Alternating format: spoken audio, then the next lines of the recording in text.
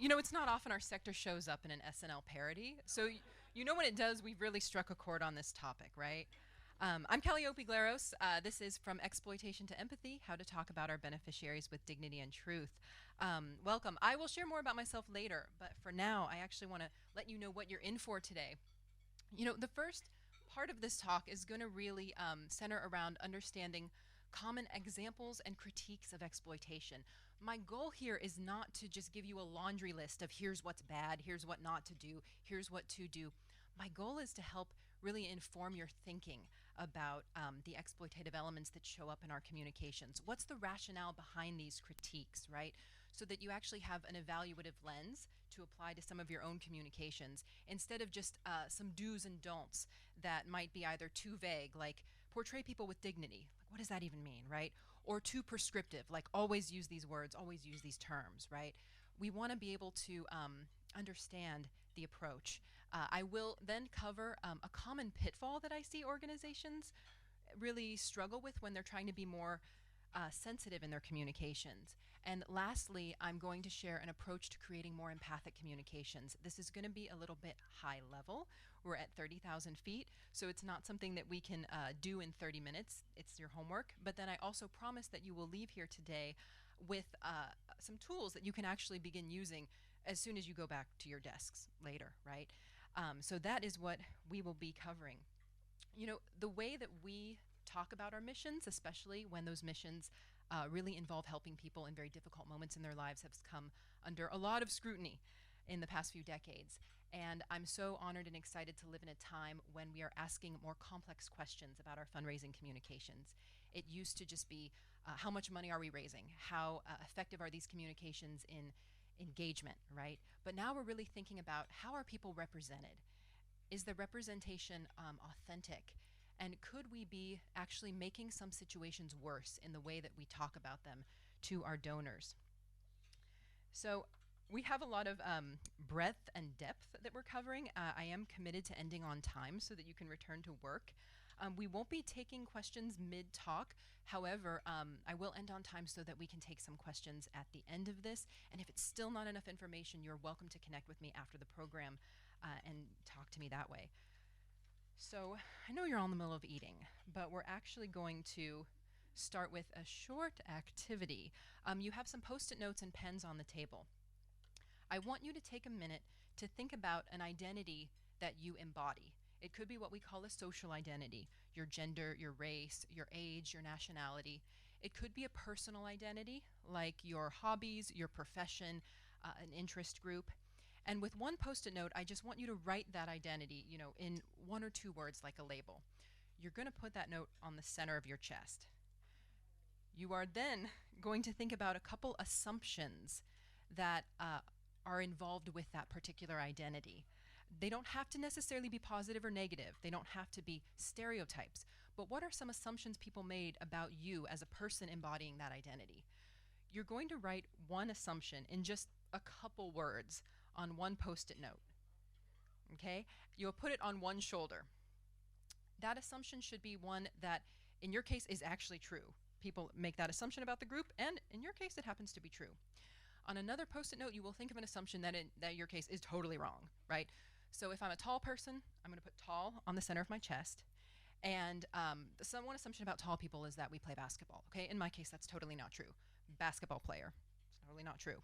But another assumption is that we have big feet, okay? And I have size 11 shoes. So that is true. I'm going to write big feet and put it on the other. You don't have to label which one is true or false. Just write in a couple words the true assumption, the false assumption, and put them on each shoulders. Tall goes in the middle, basketball player on one shoulder, big feet on the other. Okay? I'm going to give you a minute to do that. For those of you who are joining remotely, try this at home as well. You'll miss the group engagement element, but it might be a fun activity for you to do.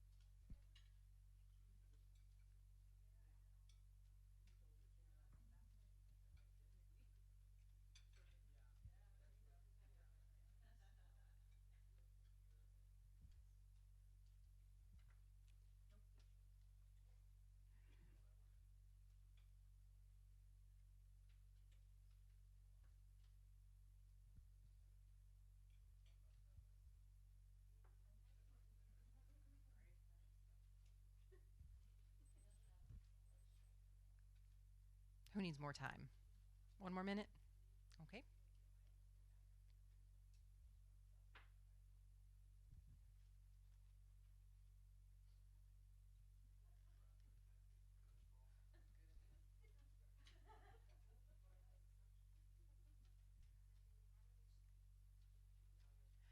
I want to see 3 post-it notes on everybody.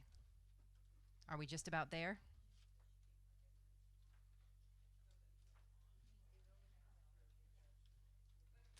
All right.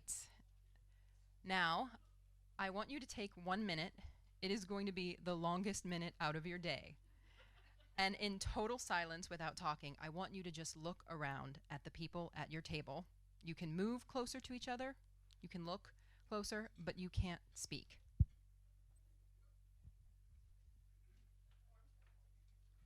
I hear speaking, no speaking.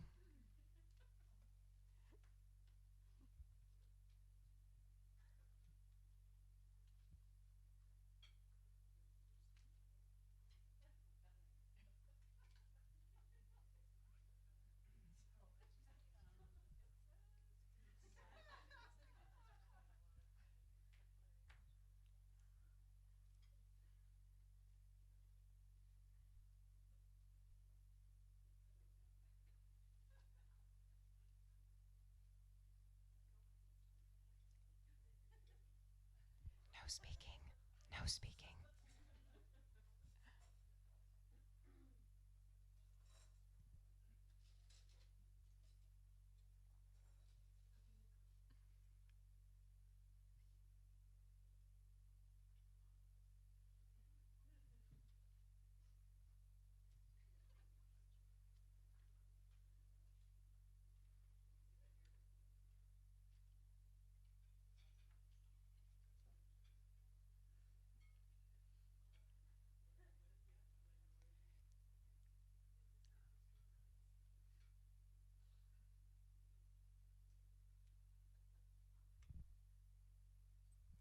Believe it or not, that was a minute.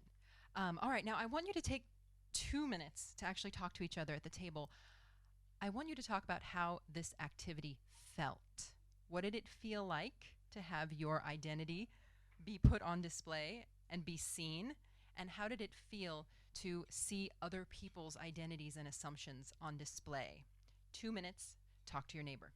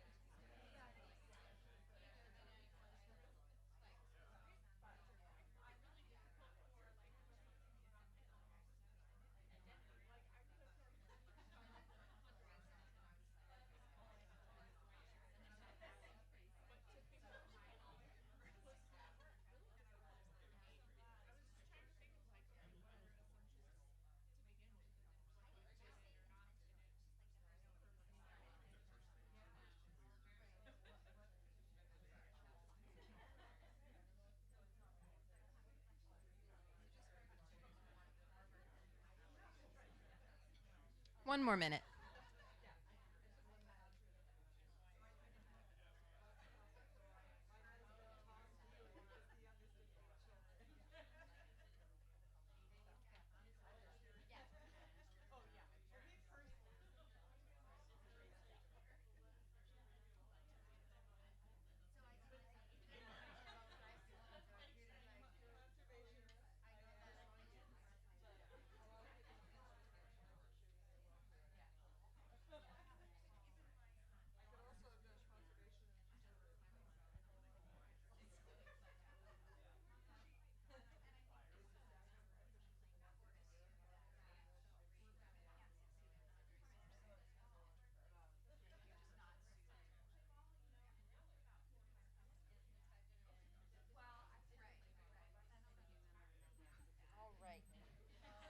right, please wrap up your conversations. So I want to ask everyone how this activity felt. Boy, we are really deep in conversation, right? Did someone want to shout out a few words? How was this experience? Hard, uncomfortable, reductive. Anything else? Educational. Oh, great. Anything else? Um, hey, hey, good.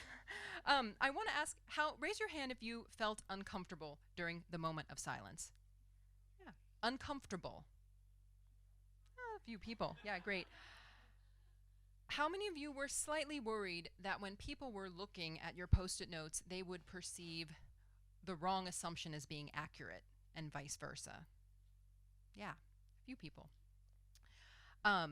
And how many of you, as soon as you could start talking, or maybe you even during the moment of silence, started to actually explain your label and assumptions, right? Like everyone. I want to talk about why I did this activity.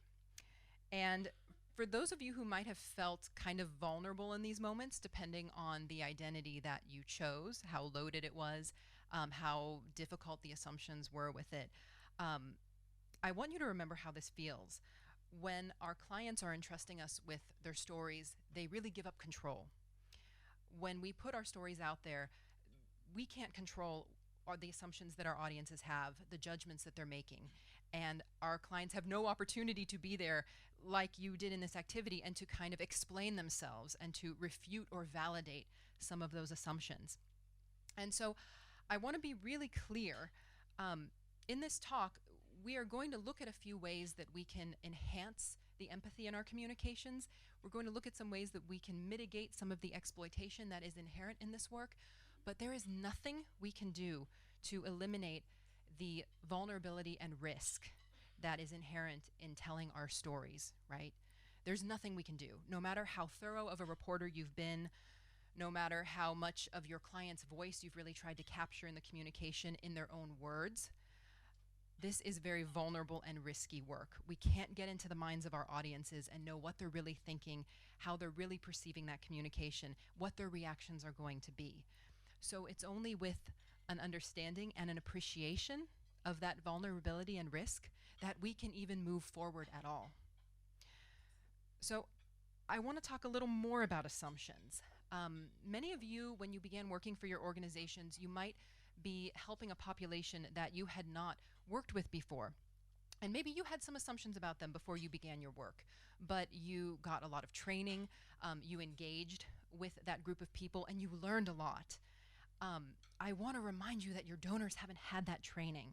They haven't had that exposure. They don't know what you know.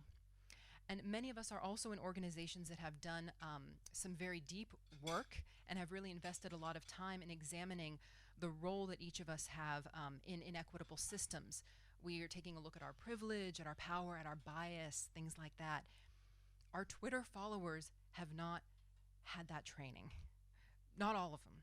They haven't done that deep work, and they're all on different places in their journeys. And so I think that there's a lot of focus around this kind of work internally, but it's really our duty to actually give those messages to our donors and to be very clear and explicit about some of those assumptions, be very clear where we stand, and to really share what we've learned in some of those trainings, because they don't have those messages.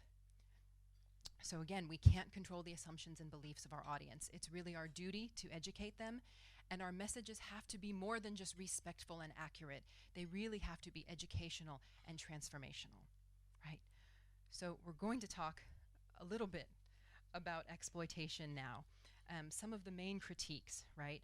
So there's a few qualities that exploitative communications have. I think this one kind of hits on all of them, right? We see a depiction of suffering. It's a sad situation. It's a very negative situation.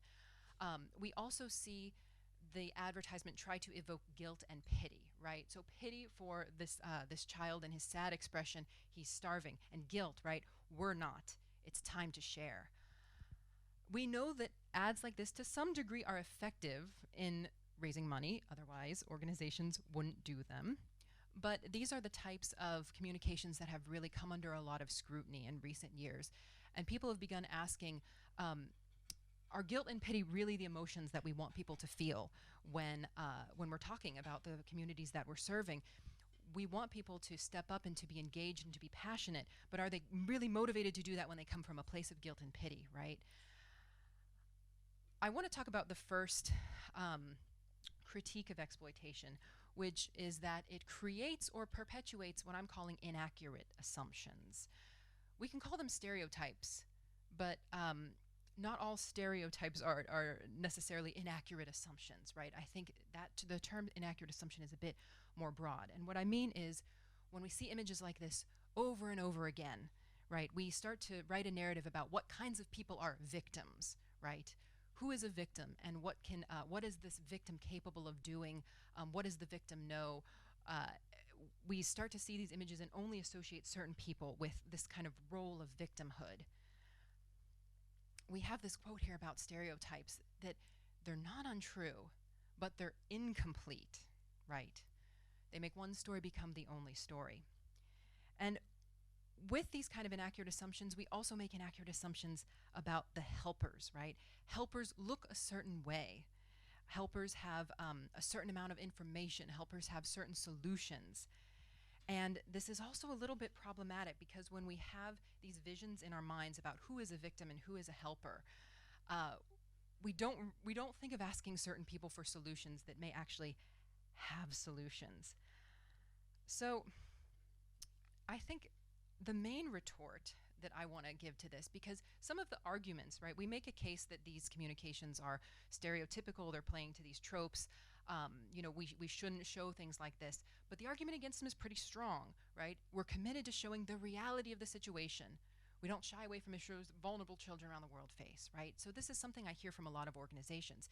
This is true. This is happening. Why don't you want us to show, to tell these stories and show these images of groups that are experiencing enormous suffering and injustice? Because this is right.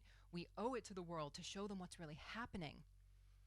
My question to that is always, what else is happening, right? I believe you. I believe that you're not telling false stories. I know that you're not fabricating information. You're not staging the scene. You're telling the truth, but is it the only truth, right? So some critics of exploitation would say that you should never show stories of suffering. You should never show stories that play to stereotypes. And the response is, well, we can't control the stereotypes our audience make. We can't control the assumptions. I diverge from some of my contemporaries in that I don't think the stories you're telling are what the main issue is. I think the issue is really in the stories you're not telling. So I have a lot of examples of this, and I think all other examples of exploitation in our sector are really about stories that we're not telling. But people ask me, like, what do you mean? If a story is true, and if it's compelling, and if it motivates an audience to positive action, why can't we tell it over and over again? What's wrong with that? And I thought, I have a lot of examples from our sector, but I actually want to share a personal example.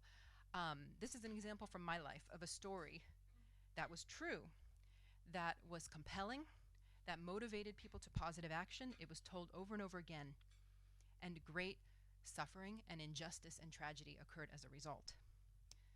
So my family is originally from Greece. I spent my early childhood there, and when we came to the United States, we settled in a predominantly black suburb of Dallas, Texas. I mentioned the demographic because, as a young girl, I have two ways of learning about US culture. One is from observing the people around me. The other is from watching the TV, specifically the news, right? I quickly noticed that the people on TV didn't really look like the people in my community. And I didn't know why, but it was a pattern that I detected pretty quickly. I also learned something else about US culture when I was about 8 years old, and I was really proud of my powers of deduction. I learned that black girls never go missing. Black girls don't go missing, because on all of the news articles and on the paper, on the billboards in the media, there were only white girls who looked like me. And I knew that there are a lot of black girls in this country because I lived in a community with them. And I didn't know why they never go missing. But I made some assumptions, and I thought maybe it's because they have some kind of special skill or knowledge or tactic that they just don't get kidnapped, right? And I'm pretty lucky to be in this community. of girls who know how to protect themselves. And I won't forget going to school and asking some of my friends at lunch, so how do you not get kidnapped, right? And some of them gave me some pretty good advice. One of them finally said, why are you asking this question? And I was like, well, you know, only white girls get kidnapped because I watch the TV and I only see white girls on the news, but I never see black girls get kidnapped. So you must know how not to get kidnapped. So I want to learn from you since I'm a white girl and I'm a target, right? And this girl said, you idiot. Black girls go missing all the time, and the news never reports it. That hadn't occurred to me, right? But, you know, now we've studied this, okay? And one study actually said that white children who go missing receive 27 times more media coverage than black children, okay? Not 27% more, 27 times more. The real injustice and tragedy here is not the naivete of a schoolgirl, right? I mean, I learned my lesson then, I'm still learning now. The injustice is that statistically, children of color are missing for longer periods of time than white children. Statistically, children of color are less likely to be found alive. Part of that is because of a lack of response, a lack of awareness that they were even missing in the first place.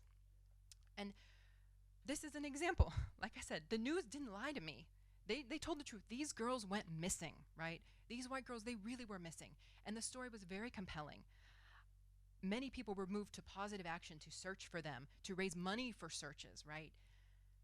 But while we were, you know, watching the news and seeing these hours and hours of footage, right, that was a little bit excessive, not just telling the name and the description and the picture of the girl, but going into all this detail, interviewing the family members and touring the house and showing home video footage.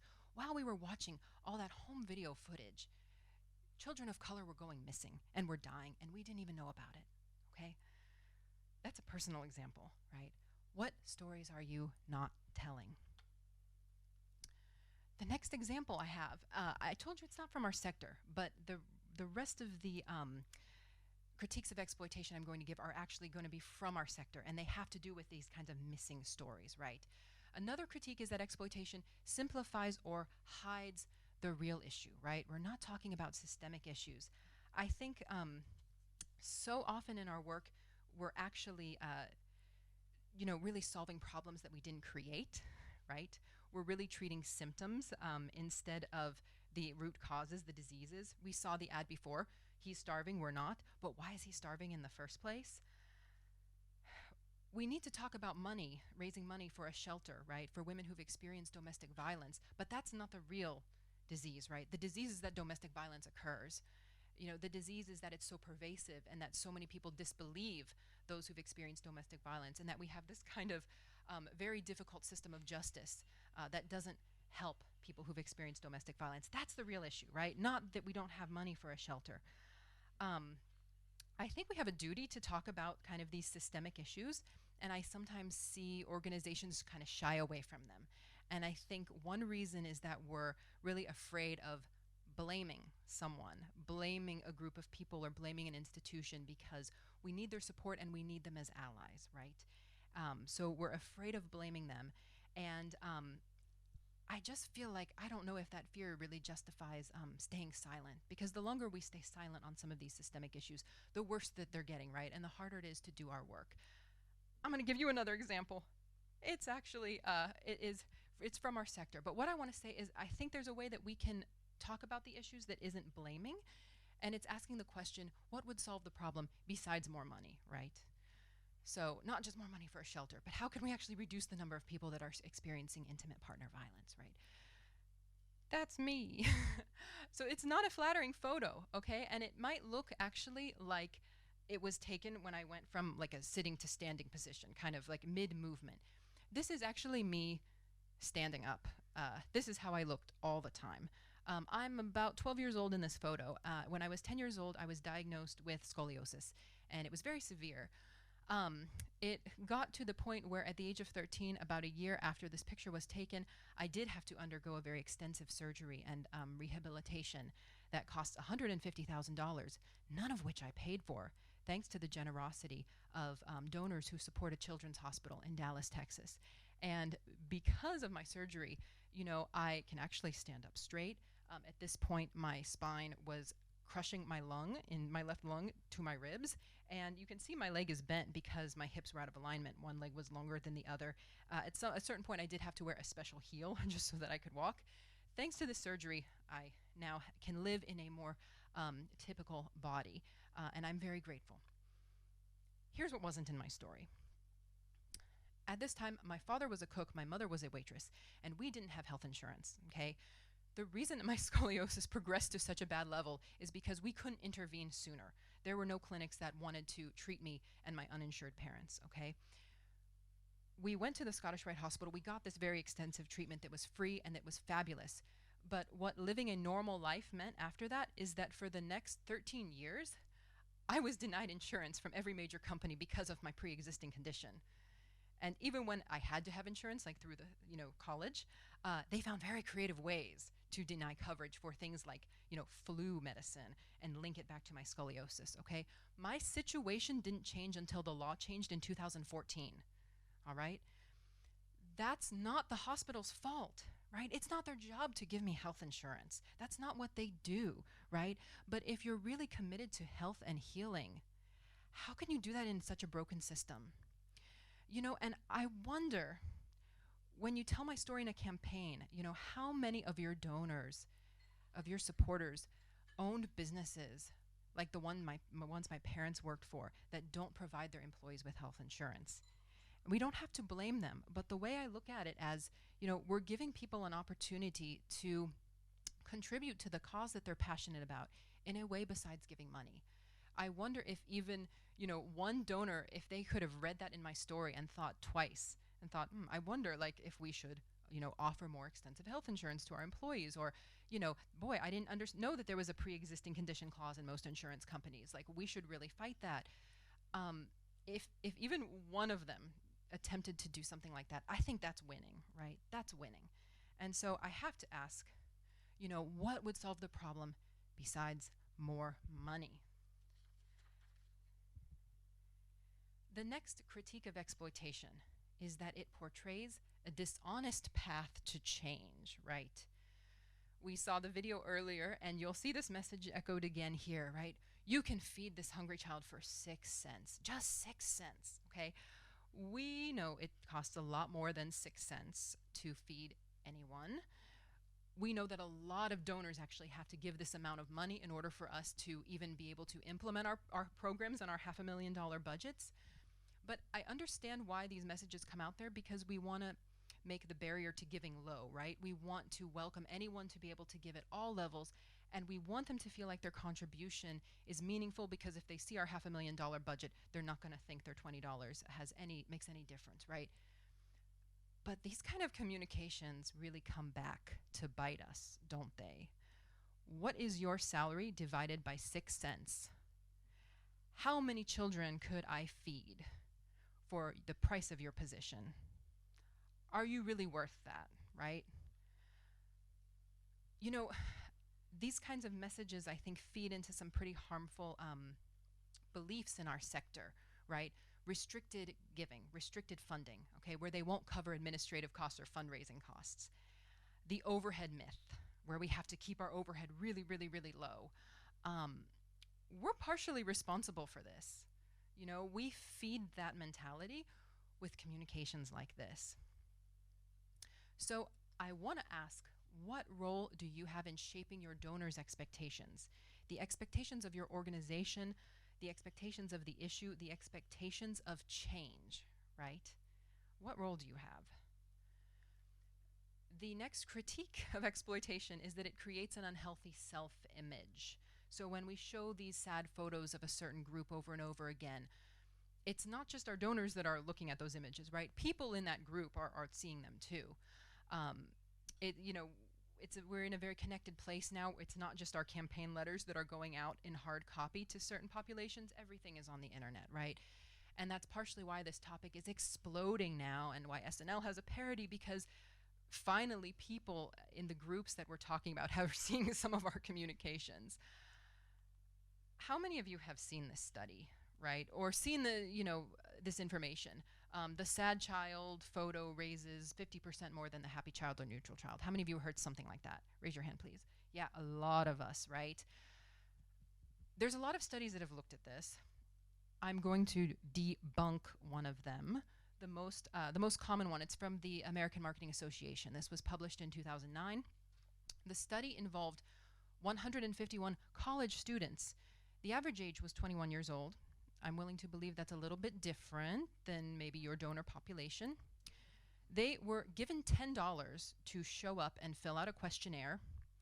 During the questionnaire, they were shown 3 photos of kindergartners, healthy kindergartners, one smiling, one in a neutral face, and one frowning, okay? And then they were asked, to donate to children's research, right? And which, they could donate a portion or all of their $10, okay? And these were the results. 50% more people donated money to the photo of the child frowning than a neutral or happy child. That's all it meant, right? But we know from research, right? when we're researching people in a simulation, they make different giving decisions with fake money or with money that's not their own than they do with real money, okay?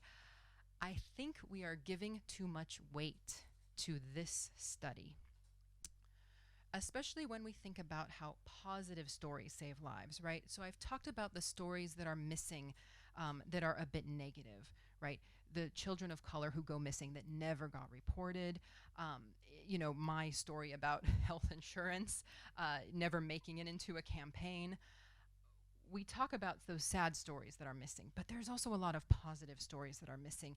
And those are so important because positive stories really save lives. I bet you didn't think you were going to see this in the talk today.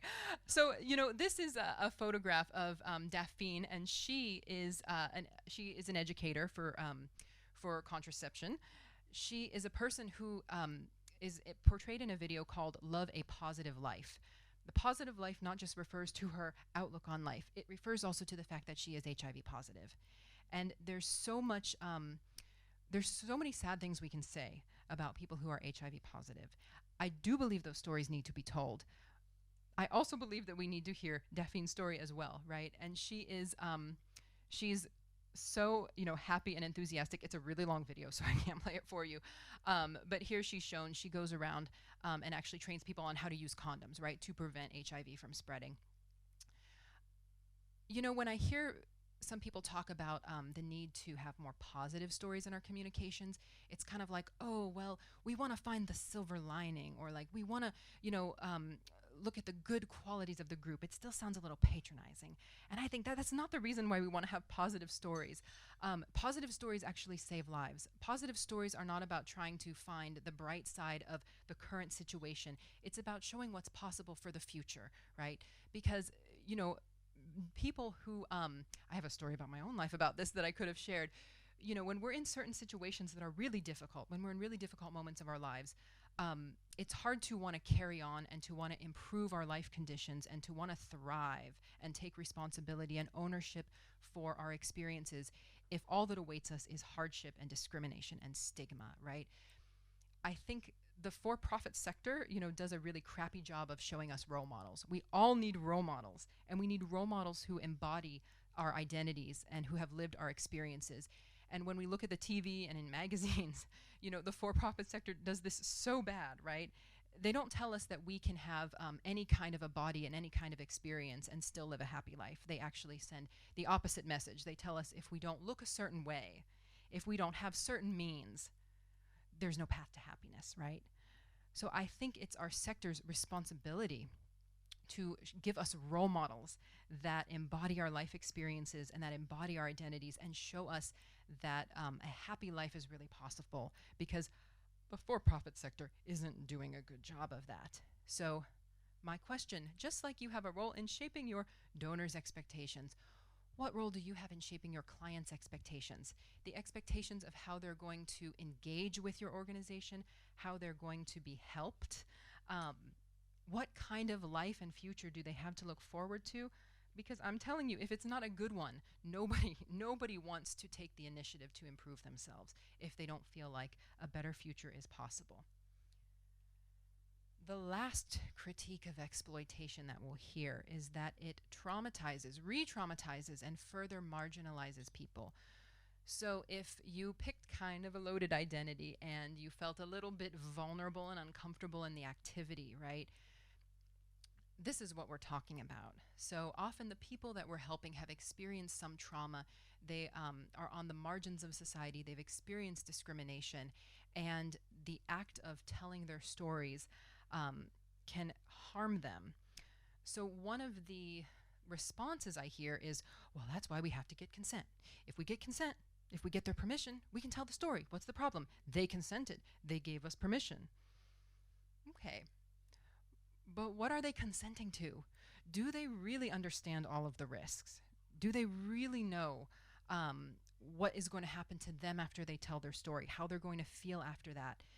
I think that there's a misconception in our society that just the act of sharing stories alone is empowering, right? By sharing our story, it's powerful and it's empowering to us. I push back a little on that. You know, we see a lot of survivors share their stories in really large platforms like TED Talks and Oprah, and we think that's so empowering, right?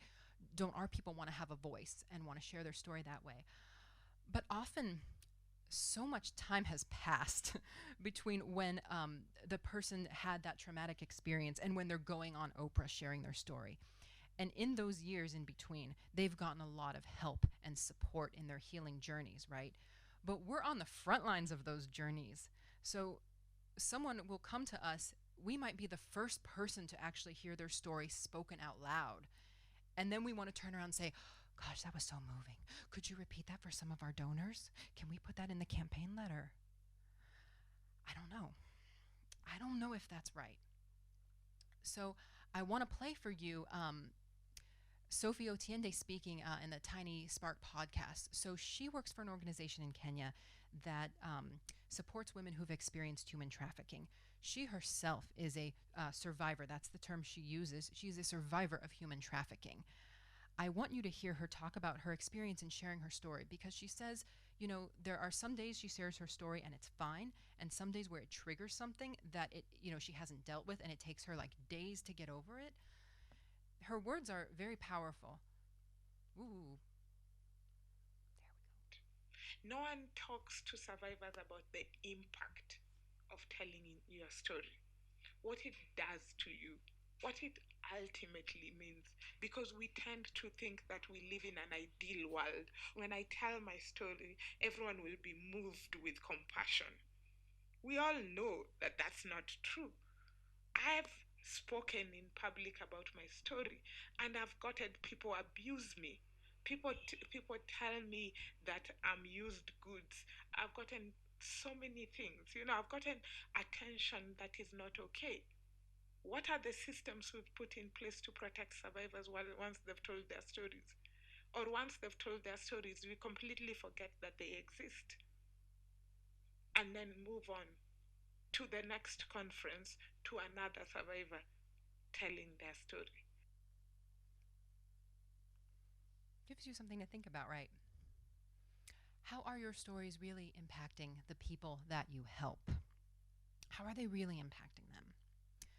So we'll come to an approach on this later, but first I need to give you some framework and definitions. The way I define exploitation, this is just my definition: treating one group better than another. One group, usually our donors, gets to have complex lives, feelings, hopes, dreams, and the other group, the people we help, they just need your spare pocket change, right? One group gets recognized, their name, on the side of buildings permanently. The other group we forget about as soon as they're done talking. One group we have invested a lot of money in researching, right? Donor-centric research. The other group, many organizations have not even asked the people that they help how they want to be treated, how they want to be talked about in their communications, right? Exploitation, treating one group better than another. And I want to say that, this isn't really about money anymore. Taking action, I wrote here, was never just about a transaction. We need to inspire different ways of thinking and different ways of behaving, not just in ourselves, but in our donors, right? So, what does empathy look like? part of my background and then the work that I do in experiential donor travel, meaning that I find engagement opportunities for people's donors and put them in direct contact with some of the communities that they are supporting. Part of that experience draws on my background as an intercultural trainer.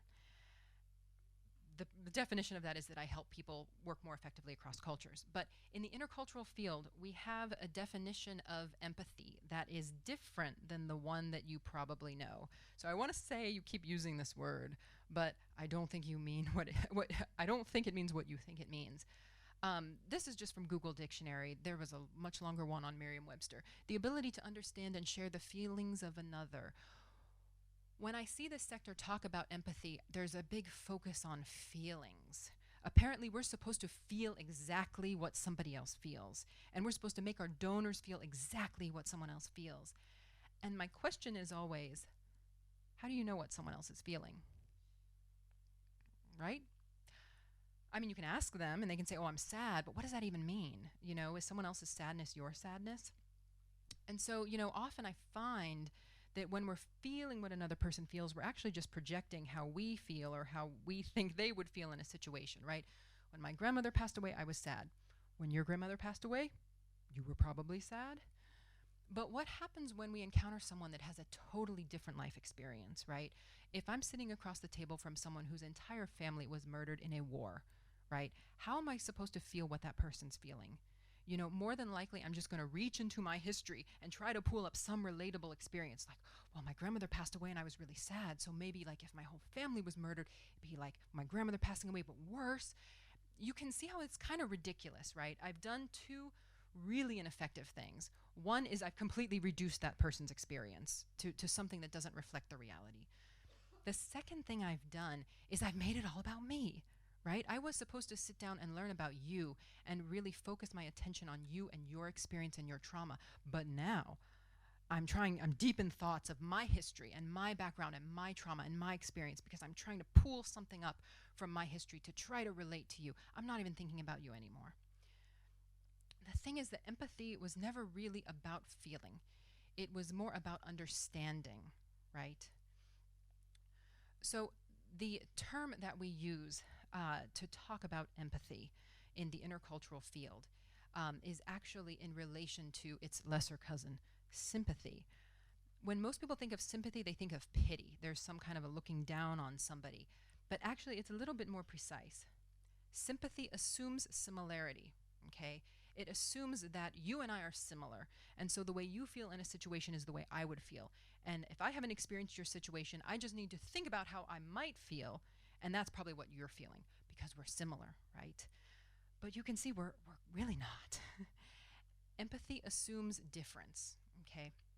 So empathy is really not about me feeling exactly how you're feeling. Empathy knows that my grandmother dying is a far cry from someone experiencing genocide. Empathy accepts that I do not hold all of the human experience in the world. Empathy accepts that I haven't lived your life, so I don't know how you really feel. All I can do is be comfortable with the fact that I don't know. Make space for your own perspective and worldview instead of projecting my own on you, right?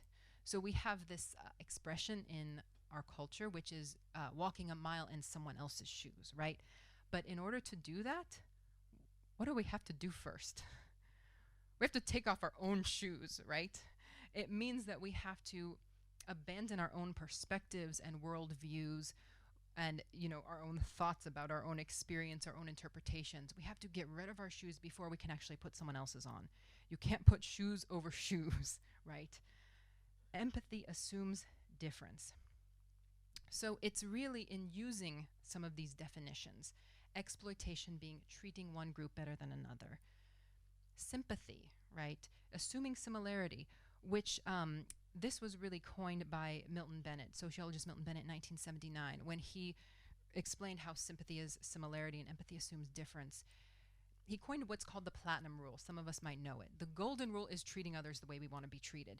That's actually sympathy, right? Because it assumes that all of you want to be treated the same way I want to be treated. I'm the standard of treatment. I'm the barometer. And all of you should be treated like me, like how I want to be treated, right? It's sympathy.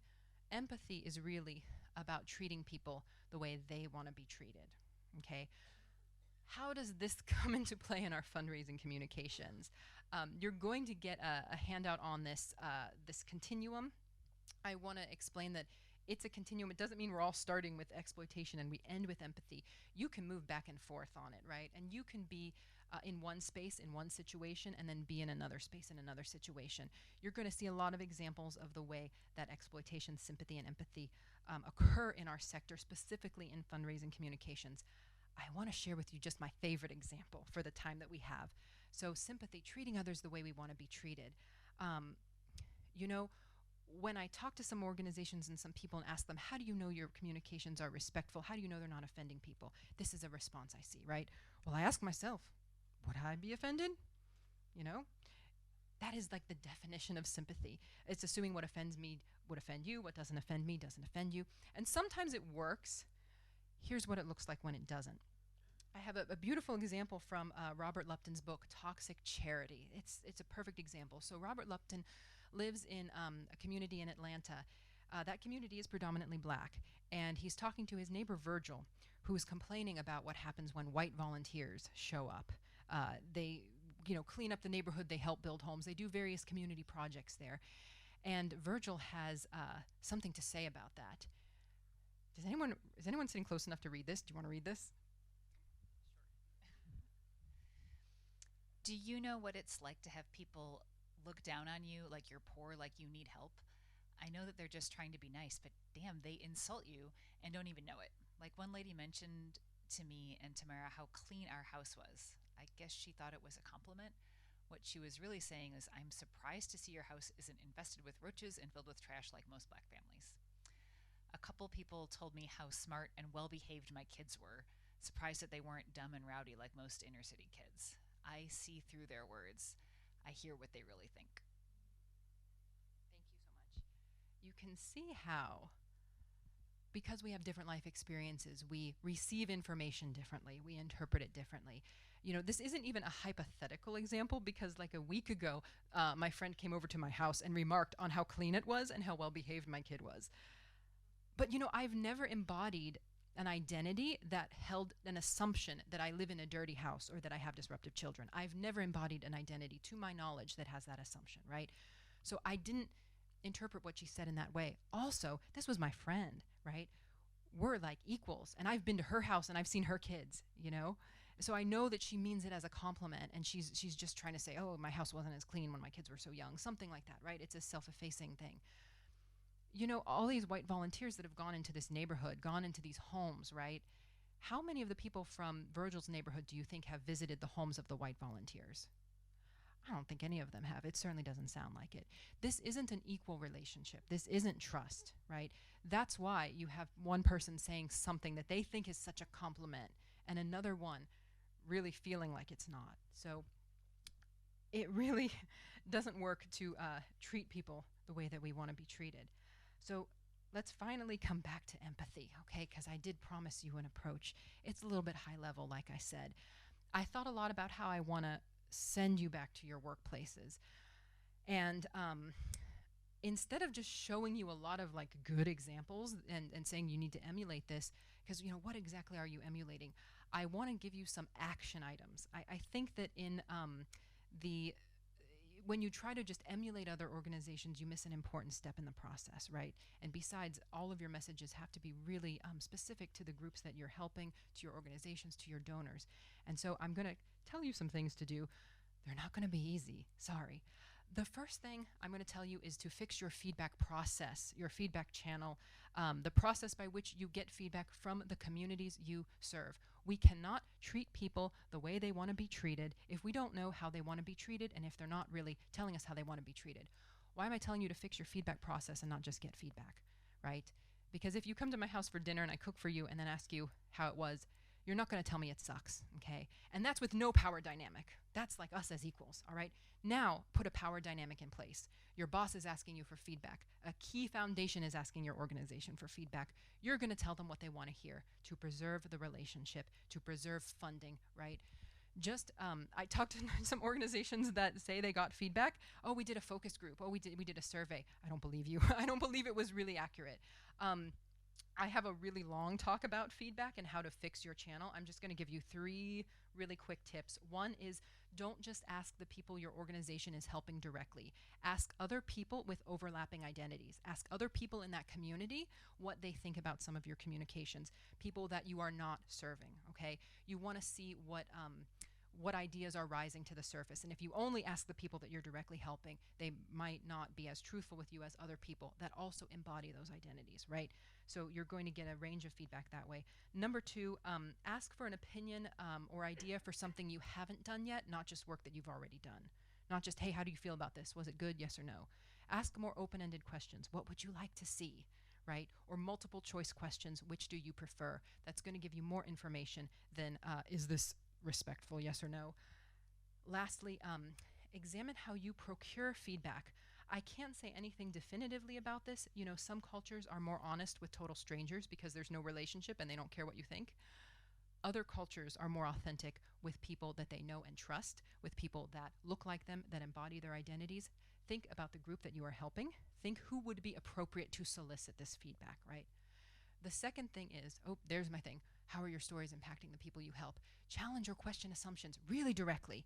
I mean, you know, what role do you have in shaping your donors' expectations? What assumptions could they be making about the communities you're helping, about the work that you're doing, about what it costs, about the path to change? You need to be really clear about questioning them.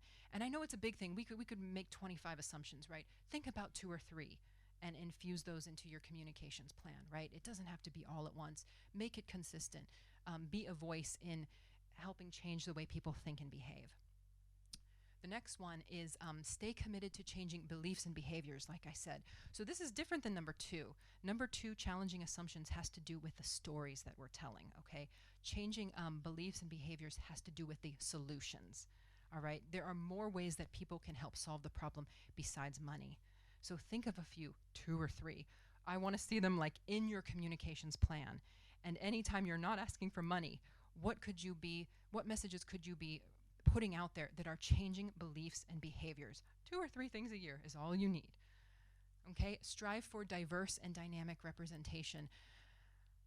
I'm not under any impression that you can convey the full diversity of the people that you help in one tweet or in one photo, okay? So you want to look at this process as an ecosystem, look at it holistically. And you want your communications to show that diversity and to be changing. Okay, that's what's important. So, what stories are you not telling? I'd really spend some time thinking about that and why you're not telling them and what assumptions you might have that inform why you're not telling them. Is it you're afraid of blaming people? Is it that you don't think it's a compelling message to donors? Spend some time thinking about that. And last, stop focusing on feeling and shift to understanding. I know that we give with our hearts and not our heads. I'm familiar with that research too. But my case is not that there's no room for feeling in the work that we're doing, but it shouldn't be feelings of guilt or pity, right? I think that we have to cultivate feelings of trust and solidarity, but we're not going to get there if we don't actually understand each other, if we don't understand the complexity in our lives, if we don't understand the situations that we're facing. I'm going to give you a quick example. We're good on time. We have 1 minute. You know, so this past holiday, I observed a change in a very common donor engagement opportunity that a lot of organizations were doing. The model used to be that donors could sponsor a family, right? And they would get that family's shopping list. They would buy the presents, they would wrap them, and then they would go to the door, to the home of that family, and present the wrapped gifts to them, okay? More than one organization noticed that sometimes the donor, the families, when they would receive the gifts, would not make eye contact with the donors. They would look down. Some of them would not even answer the door. They would just leave a note to leave the presents on the doorstep. You know, they were really ashamed, right? Ashamed that they had to get these kinds of free handouts, ashamed that they couldn't afford to buy presents for their own children. I think we were prioritizing our donors' feelings over the feelings of those families. The donors wanted to feel like holiday heroes, right? And meanwhile, the families were totally humiliated and embarrassed. That's exploitation, right? So many organizations shifted the model to where now actually the donors bring the presents to a warehouse, and sometimes the families pick them up there, or sometimes it's made like a little model shop where the gifts are sold for $1 or very nominal fees that the families can afford, and it gives them kind of the power in feeling like they can shop for presents too, right? And it removes that unequal dynamic. I think it's a step in the right direction. Um, so we're about at time. I'm giving you a handout that looks like this. Suzanne is passing it out right now because I gave you this really 30,000 foot process, and I also want to send you home with something, like I said, you can do right away. On this side, we have a checklist for your mass communications. It looks really long, and it doesn't mean that all of your communications have to check every single box. There are things to think about in your communications, right? About how you're procuring content, telling the story, and connecting your audience. The other page are actually examples of the continuum, and so you can see what exploitation, sympathy, and empathy look like in each level. So if you didn't take good notes, I'm actually putting up a summary of this talk on my website, philanthropywithoutborders.com/empathy. It's not up there yet, but it will be. So you can go and download it from that site.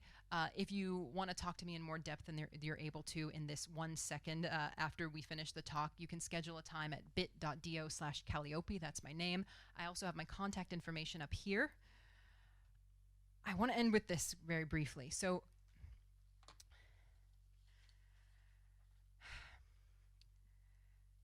empathy isn't really possible if we don't get out of our roles, okay? And I'm talking about our roles as donors, our roles as beneficiaries, the role of the giver and the receiver.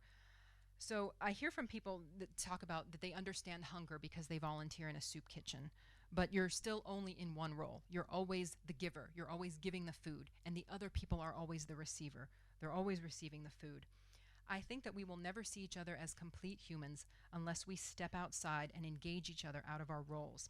So I talked about the example of the holiday gift warehouse, and it's a step in the right direction. So we've got rid of the humiliation that occurs in some of these experiences. I don't know if we've cultivated more empathy, right? To shift from feeling to understanding, we need to engage people outside of their roles.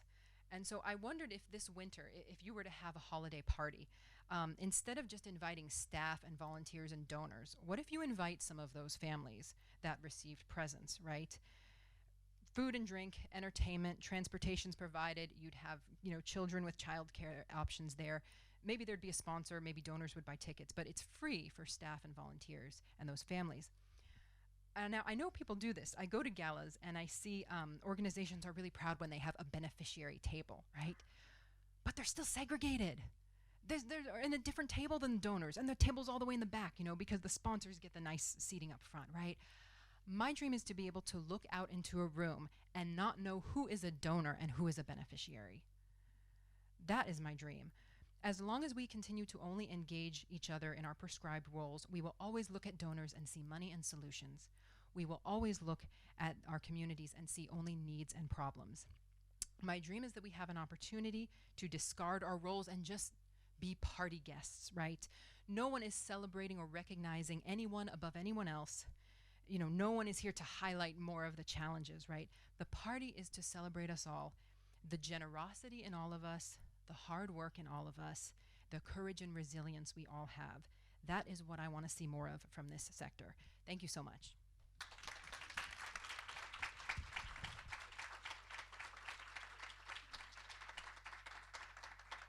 Calliope, thank you. We have a little gift for you. That was a wonderful program. We really appreciate your time today. We are not going to be having a program in July, so we're taking that month off. Have a wonderful summer vacation in July. In August, we will have Michael Goriaran from Arjuna Solutions, which is the producer of a product called ExactAsk. You might have heard of that. And he's going to talk about artificial intelligence. So the program is Artificial Intelligence is Ready for Fundraising. Are fundraisers ready for artificial intelligence? And he's going to explain what it is, how it's being used in our sector, and provide some case studies about what the results are in using artificial intelligence. Thank you for coming today.